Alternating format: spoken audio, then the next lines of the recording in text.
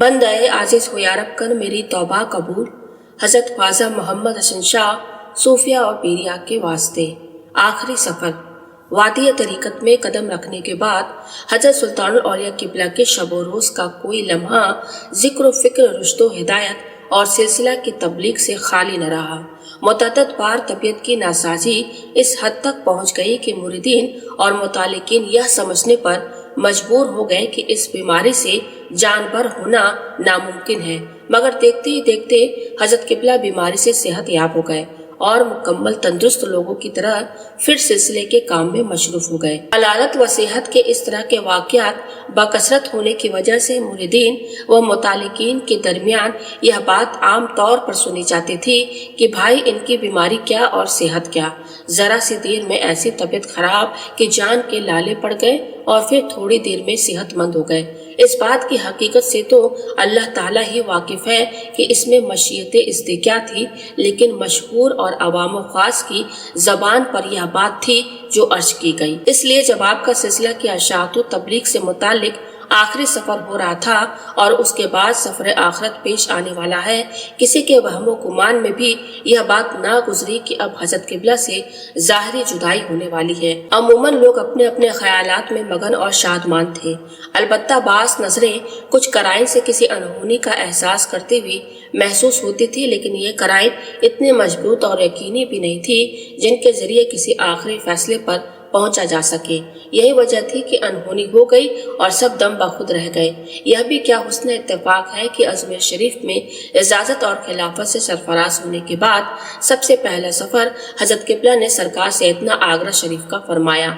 अब सिलसिला से मुतालिक उमूर के आखिरी सफर का आगाज भी सैयदना सरकार की दरबार आलिया की हाजिरी से होता है। मुर्शिद नगर से आप सैयदना सरकार में हाजिर हुए और वहाँ से हस्बे मामूल फिरोजाबाद और दिगर नवाही इलाकों में चश्मा फैज जारी करते हुए मुंबई तशरीफ लाए। 17 दिन यहाँ कयाम फरमाकर कलिया शरीफ दरबार साबरी में हाजिरी हुई। वहाँ से पुरकाजी जिला मुजफ्फरनगर ठाकुर द्वारा जिला मुरादाबाद से होते हुए मुर्शिद नगर तशरीफ लाए। इसके बाद सुल्तानुल आरिफीन हजरत मोहम्मद नबी रजा शाह किबला की बारगाह आलिया लखनऊ में हाजिरी हुई। लखनऊ से मुसंडी और फिर इलाहाबाद तशरीफ ले गए। इलाहाबाद से चाइल और चाइल से मुर्शिद नगर वापसी हुई। हजरत सैयदना गौसे पाक के 11वीं का एहतमाम मुर्शिद नगर में किया और 17 दिन मुर्शिद नगर में रहकर दारे फानी से आलम जावदानी की तरफ रहलत फरमाई। कुदरत का अटल कानून कुल्लू नफ्सिन जायकतुल मौत है। किसी भी जई रूह को इससे रस्तगारी नहीं, मगर मौत वो है कि करे जिस पे जमाना अफसोस। यूं तो दुनिया में सभी आए हैं जाने के लिए, अब एक एक करके जाने वाले हजरात को हजरत किबला रुखसत फरमा रहे हैं। खुलफाए किराम और मुरीदीन आखिरी मुलाकात करके रुखसत हो रहे हैं कि मालूम कि अब हजरत किबला से इस दुनिया में आखिरी मुलाकात है। अकाई व मुर्शिद अलहाज सूफी अहमद हसन शाह किबला फरमाते हैं कि आखिर में हमारी बारी भी आई। हजरत किबला के कदमों से अलग होने को दिल तो नहीं करता था, मगर हुक्म मुर्शिद सबसे आली। हमसे फरमाया, अच्छा भाई तुम भी जाओ, अभी तुमको बहुत काम करना है। मस्तक पर खड़े होकर सीने मुबारक से लगाया। ऐसा कभी नहीं हुआ था कि रुखसत के वक्त आपने हमें गले लगाया हो। हमने कदम पोशी की, लेकिन वापसी के लिए कदम उठाना दूभर हो गया। हम खामोशी के साथ सर झुकाए हुए खड़े हैं, वापसी का इरादा कर रहे हैं, लेकिन हमारे कदम हमारा साथ नहीं दे रहे थे। आपने दोबारा फरमाया, जाओ भाई तुम्हारे ऊपर बहुत जिम्मेदारी है, अरे तुमको तो अभी बहुत काम करना है। हमने दोबारा कदम पोशी की और वापसी के लिए तैयार हो गए। हजरत किबला का दीदार करते हुए उल्टे पांव हम कमरे से बाहर आए। हजरत किबला बदस्तूर मसनद पर खड़े हैं। इस्लामिया कब्रिस्तान लखनऊ का बड़ा दरवाजा हजरत किबला की कयामगाह से काफी फासले पर है। थोड़ी दूर चलकर हमने मुड़कर देखा तो हजरत किबला चौखट पर हाथ रखे हुए खड़े हैं। हम रुक गए और दूर से ही कदमबोशी की। हजरत किबला ने कोई इशारा न फरमाया और सिर्फ गौर से देखते रहे। फिर मजबूरन हम और आगे बढ़े और बड़े दरवाजे से बाहर आने से पहले हमने मुड़कर देखा, तब भी हजरत किबला बदस्तूर उसी तरह चौखट पर हाथ रखे हुए खड़े हैं। ہم نے پھر آخری بار قدم پوشی کی اور حضرت قبلہ کا آخری دیدار کرتے ہوئے دروازے سے باہر آ کر اسٹیشن کے لیے روانہ ہو گئے، لیکن یہ خیال راستہ بھر دل اور دماغ پر چھایا رہا کہ آخر اس مرتبہ حضرت قبلہ کے اس انداز رخصت کی مصلحت کیا تھی۔ یہ سب اپنی آنکھوں سے دیکھنے کے باوجود ذہن اس طرف منتقل ہی نہیں ہو رہا تھا کہ یہ آخری ملاقات ہے، اور حضرت قبلہ باخبر ہوتے ہوئے بھی معاملات آسمانی میں کسی قسم کی دخل اندازی کی ذرات نہیں کر پائے۔ یہی مقام ابدت ہے کہ آقا و مالک کی مرضی سے سر تسلیم خم کیا جائے۔ اللہ تعالیٰ اپنی رحمت، اپنے حبیب پاک کے صدقے، اپنے نیک بندوں کی دعاؤں کے طفیل ہمیں بھی اس مقام سے آشنائی فرمائے، آمین۔ لکھنؤ سے آپ مسنڈی تشریف لے گئے۔ لکھنؤ کے قریب مسنڈی سادات کرام کا ایک قدیم قصبہ ہے۔ یہاں آپ کے چہیتے مرید حضرت صوفی سید محمد زکریا غلام صابر شاہ کے یہاں قیام فرمایا اور بہت سے حضرات کو داخل سلسلہ کیا۔ یہاں سے آپ الہ آباد تشریف لائے اور جناب محمد آفاق صاحب کے والد محترم جناب داروغہ صاحب کے مکان واقع محلہ رانی منڈی میں قیام فرمایا۔ یہاں حضرت صوفی سید ابرار حسین شاہ قبلہ کے صاحبزادے جناب صوفی سید انوار حسین شاہ قبلہ موجودہ سجادہ نشی درگاہ جہانگیریہ ابراریہ فیروز آباد کا مکان بھی حضرت قبلہ کے فیوز و برکات سے بقائے نور بنا۔ یہاں بہت سے حضرات کو داخل سلسلہ کرنے کے بعد ایک قریبی قصبہ چائل میں تشریف لائے۔ اس کے بعد مرشد نگر واپسی ہوئی۔ ہر سال کی طرح اس برس بھی حضرت قبلہ نے حضرت سیدنا غوث پاک کی بارگاہ میں ایصال ثواب کے لیے 11ویں شریف کا اہتمام فرمایا، بہترین کھانا پکوا کر غربا اور مساکین کو کھلایا۔ یہ تمام معاملات حسب دستور سابق انجام پذیر ہو رہے تھے۔ مرشد نگر میں قیام فرماتے ہوئے 11 دن گزر گئے کہ آپ کی طبیعت ناساز ہو گئی۔ علاج کا سلسلہ شروع کیا گیا۔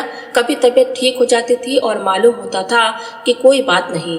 چھٹے دن نماز عصر کے بعد آپ نے فرمایا کہ قوال کو بلاؤ۔ سرکاری قوال جناب محمد نقی رضا صاحب اپنے کاشت کے سلسلے میں کھیت پر گئے ہوئے تھے۔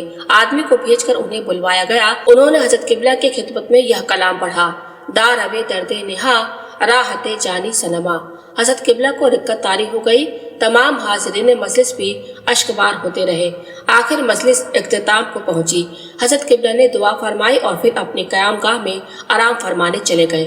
حضرت قبلہ کی خدمت اقدس میں مریدین اور متعلقین کے علاوہ آپ کے خلفۂ کرام میں حضرت مولانا صوفی محمد خوشحال شاہ صاحب قبلہ، حضرت سید محمد ابرار شاہ قبلہ، حضرت صوفی عزیز بابا بارہ بنکی، حضرت صوفی شمس الدین شاہ قبلہ بھی حاضر تھے۔ یہ تمام حضرات خدمت میں مشروف ہیں۔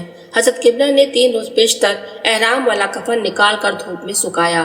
اس بات پر اندرون خانہ کچھ بے چینی اور گھبراہٹ محسوس کی گئی تو آپ نے فرمایا کہ تم بلا وجہ پریشان ہوتی ہو۔ میرے پیر و مرشد نے تو 3 ماہ پہلے ہی اپنا کفن تیار کرا کے رکھ لیا تھا۔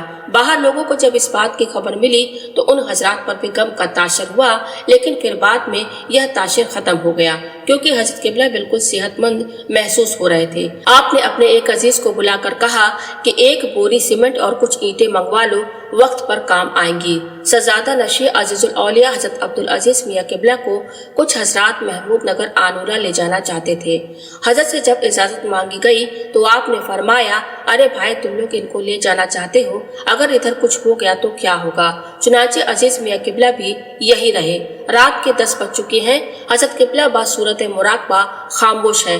پھر رات ہی کو 12:40 پر سنیچر کے دن اتوار کی شب 6 جمادی الاول 1379 ہجری کو حضرت قبلہ کا با آواز پاس انفاس جاری ہوا۔ اسی شکل میں ایک سانس اوپر کو کھینچی اور مکمل سکوت فرمایا اور آرام کے ساتھ بستر پر دراز ہو گئے۔ حاضرین خدمت یہ سمجھے کہ شاید حبس دم کے ساتھ ذکر کا سلسلہ جاری ہے۔ جب کافی دیر تک کسی قسم کی حرکت کے آثار محسوس نہ ہوئے تو تشویش کی لہر دوڑ گئی۔ حضرت قبلہ کو بیدار کیا گیا تو معلوم ہوا کہ قبلہ رخ ہو کر بالکل صحیح انداز میں بارگاہ بے نیاز پہ حاضر ہو گئے۔ انا للہ و انا الیہ راجعون۔ آنن فوراً یہ خبر چاروں طرف پھیل گئی۔ جس نے سنا دل تھام کر رہ گیا۔ آہ و بکا کی آوازیں آسمان تک پہنچ گئی، غم کے بادل چھا گئے۔ آپ کی جدائی میں لوگ اس طرح تڑپ تڑپ کر رو رہے تھے کہ ان کو دیکھ کر کلیجہ منہ کو آتا تھا۔ سلسلہ عالیہ جہانگیریہ کے تاجدار ہم مجبور اور لاچار لوگوں کو چھوڑ کر اپنے مالک کی حضوری میں پہنچ گئے۔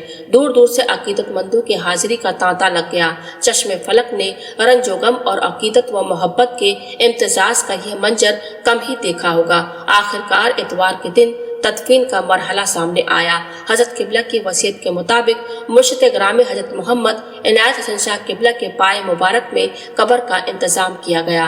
آپ کے عظیم المرتبت خلیفہ حضرت سید ابرار حسین شاہ قبلہ نے نماز جنازہ پڑھائی اور ہزارہ عقیدت مندوں کے ہجوم نے اس گوہر نایاب کو با ہزار عقیدت و احترام مزار مبارک کے سپرد کر دیا۔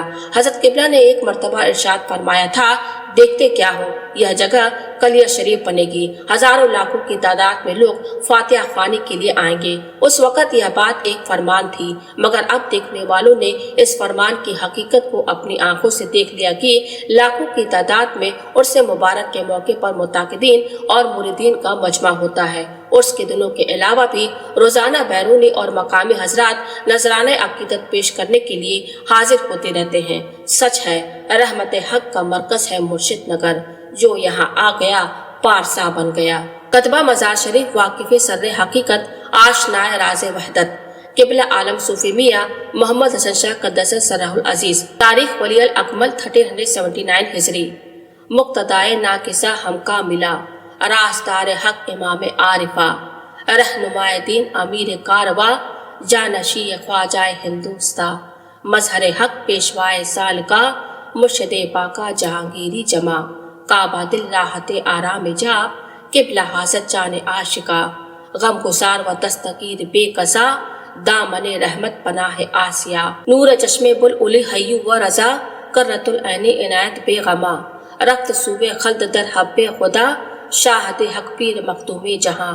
1379 ہجری، تاریخ وصال 6 جمادی الاولیٰ 1379 ہجری مطابق 8 نومبر 1959 بروز شنبہ، مرشد نگر، جیلا رام پور، یو پی، انڈیا۔